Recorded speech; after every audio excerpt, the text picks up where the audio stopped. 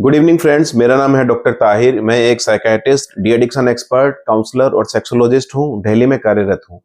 दोस्तों, आज हम बात करेंगे स्ट्रेस हेडेक के बारे में, जिसे कि टेंशन हेडेक भी कहा जाता है। दोस्तों, वैसे तो कई प्रकार के सर दर्द होते हैं, जो लेकिन सबसे कॉमन टाइप का सर दर्द होता है वो होता है स्ट्रेस हेडेक, यानी कि टेंशन हेडेक। तो आज हम बात करते हैं कि स्ट्रेस हेडेक क्यों होता है, किन कारणों से होता है, किस प्रकार ये माइग्रेन से अलग है, इसके लिए क्या लाइफस्टाइल मैनेजमेंट हम कर सकते हैं, क्या दवाइयाँ इसके लिए हम यूज कर सकते हैं। तो दोस्तों, वीडियो को अंत तक देखें। अगर आपको पसंद आए तो आप इसे लाइक करें, अपने दोस्तों तक शेयर करें और मेरे चैनल को सब्सक्राइब करें। तो दोस्तों, स्ट्रेस हेडेक जो होता है, जैसा कि इसके नाम से ही पता चलता है, स्ट्रेस हेडेक यानी कि आपके जीवन में अगर किसी प्रकार का कोई क्रोनिक स्ट्रेस है, जो कि आपके इंटरपर्सनल रिलेशनशिप से रिलेटेड हो सकता है, फाइनेंशियल कंडीशन के कारण हो सकता है, आपकी जॉब से रिलेटेड, आपकी स्टडीज से रिलेटेड हो सकता है, फैमिली में कोई प्रॉब्लम हो सकती है, वो अगर लगातार बना हुआ है तो उस वजह से आपको टेंशन हेडेक हो सकता है। अब टेंशन हेडेक जो होता है, मेल फीमेल दोनों में पाया जा सकता है, लेकिन कंपेरेटिवली फीमेल्स में कुछ ज्यादा होता है और यंगर पॉपुलेशन में थोड़ा ज्यादा होता है। अब दोस्तों, टेंशन हेडेक जो होता है दो प्रकार का होता है। एपिसोडिक भी होता है और क्रॉनिक भी होता है। एपिसोडिक का मतलब है, अगर आपको महीने में 1 दिन से लेकर 14 दिन तक टेंशन हेडेक होता है, तब हम इसे एपिसोडिक बोलते हैं। अगर 15 या उससे ज्यादा बार होता है महीने में, और ऐसा करीब 3 महीने तक चलता है, तब हम इसे बोलते हैं क्रॉनिक स्ट्रेस हेडेक। और दोस्तों, एक बार जब भी स्ट्रेस हेडेक शुरू होता है तो ये आधे घंटे से लेकर 7 दिनों तक चल सकता है। अब दोस्तों, हम इसके प्रेजेंटेशन की बात करते हैं कि किस प्रकार का होता है। दोस्तों, जब भी आपको स्ट्रेस हेडेक होता है तो ये डिफ्यूज जनरलाइज्ड पैटर्न का होता है। मतलब ये आपको लेफ्ट साइड, राइट साइड, कहीं पर भी हो सकता है, डल नेचर का होता है। और इसके अंदर एक पिक्युलर प्रेजेंटेशन होता है। व्यक्ति को ऐसा लगता है कि उसके फोरहेड के चारों तरफ किसी ने कुछ टाइट बैंड सा बांध दिया हो।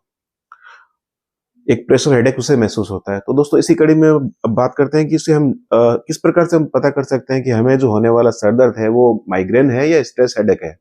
तो दोस्तों, माइग्रेन जो होता है वो भी काफी कॉमन है। तो माइग्रेन जो होता है वो अधिकतर केस में यूनिलेटरल होता है, मतलब या तो लेफ्ट साइड में होता है या फिर राइट साइड में होता है। हालांकि कुछ केस के अंदर ये बाइलेटरल यानी दोनों तरफ भी हो सकता है, लेकिन जो स्ट्रेस हेडेक होता है वो हमेशा डिफ्यूज होता है, जनरलाइज्ड होता है, लेफ्ट साइड में, राइट साइड में, फ्रंट में, बैक में, कहीं भी हो सकता है। और माइग्रेन का जो अटैक होता है, उसकी जो इंटेंसिटी होती है मॉडरेट टू सीवियर ग्रेड होती है। मतलब वो इतना तेज होता है कि व्यक्ति डेली रूटीन के काम नहीं कर पाता, उसे बेड पे करना पड़ जाता है। जबकि जो स्ट्रेस हेडेक होता है वो माइल्ड ग्रेड का होता है, डल होता है, उसे साथ लेकर व्यक्ति डेली रूटीन के काम भी कर लेता है।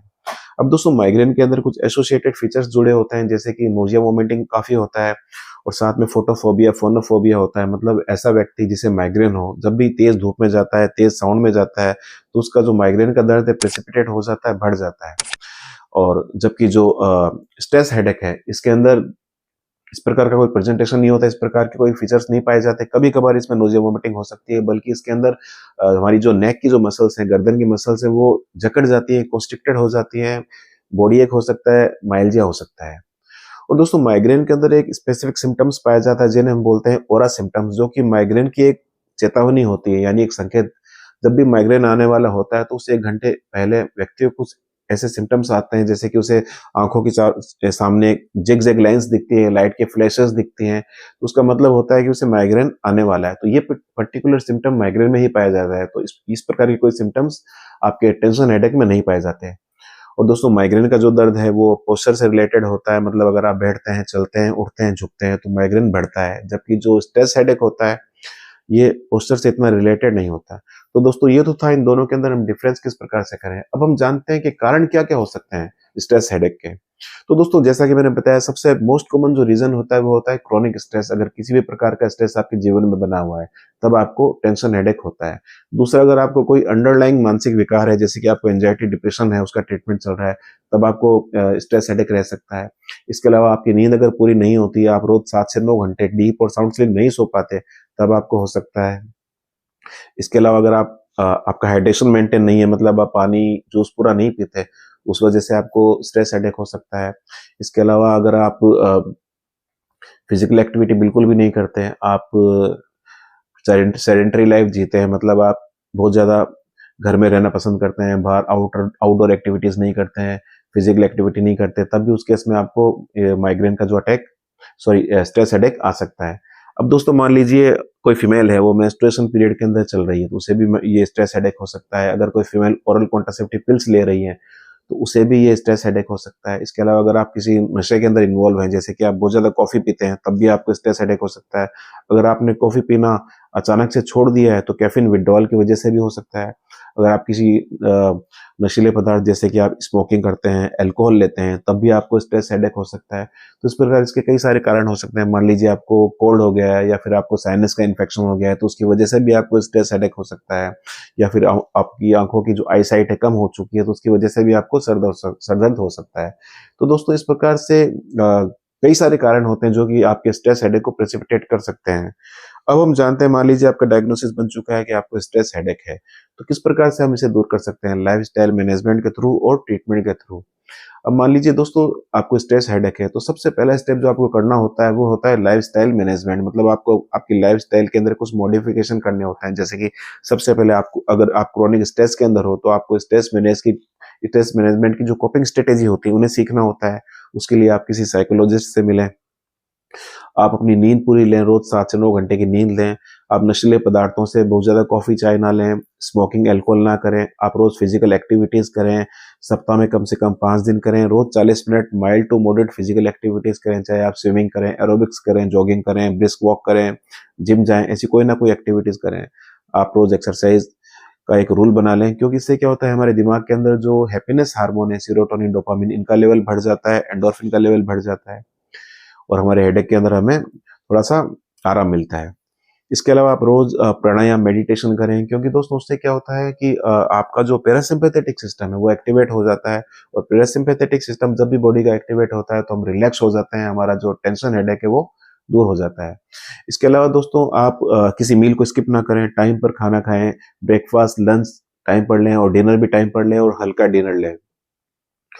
और दोस्तों आप बहुत ज़्यादा ऐसी जगह पर ना जाएँ जहाँ आपको आपको कुछ ऐसे प्रेसिपिटेटिंग फैक्टर पता होने चाहिए, जैसे आपको अगर वेदर चेंज के अंदर बढ़ जाता हो या किसी पर्टिकुलर साउंड के प्रति बढ़ जाता हो या फिर पर्टिकुलर किसी तेज़ लाइट के प्रति अगर आपका हेडेक बढ़ जाता हो, तो इन सब चीज़ों से आप थोड़ा दूर बना के रहें। किसी फूड से आपको एलर्जी है, किसी फूड से आपका सर दर्द बढ़ जाता हो, तो एक डायरी बनाकर रखें इन सब फैक्टर्स की। उन फैक्टर्स को आप अवॉइड करें। अब मान लीजिए दोस्तों लाइफ़स्टाइल मैनेजमेंट के बाद भी आपका दर्द ठीक नहीं होता है, तो उसके बाद आती है ड्रग्स।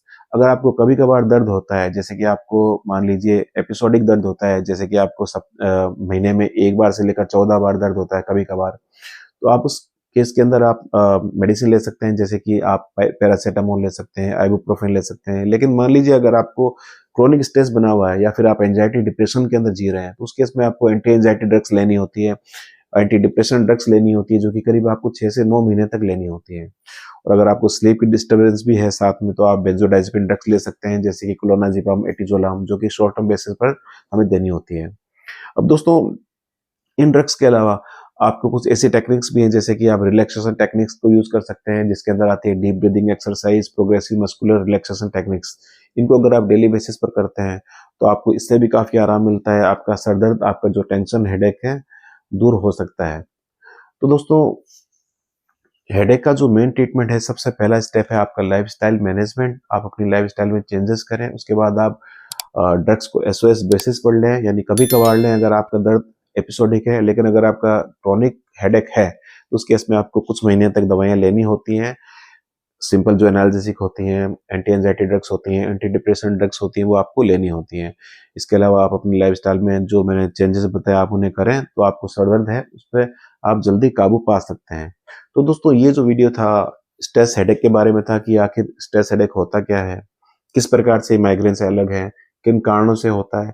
और किस प्रकार से हम लाइफ़स्टाइल मैनेजमेंट के थ्रू और ड्रग्स के थ्रू ठीक कर सकते हैं?